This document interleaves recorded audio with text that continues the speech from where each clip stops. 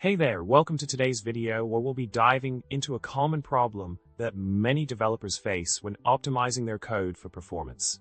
The problem we're tackling today revolves around the efficiency of preparing data before executing calculations, as seen in Mike Acton's talks and a blog post on data-oriented design.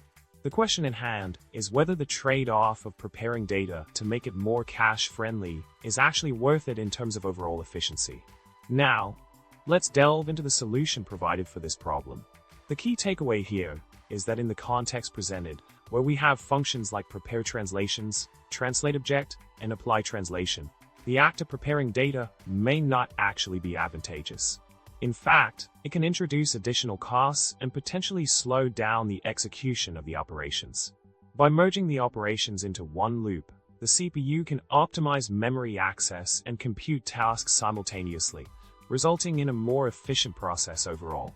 In summary, while preparing data can sometimes be beneficial in certain scenarios for optimizing performance, in the case presented here, it may not be the most efficient approach.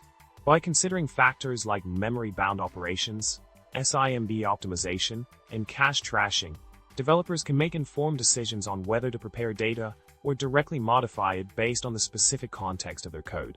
And with that, we wrap up today's discussion.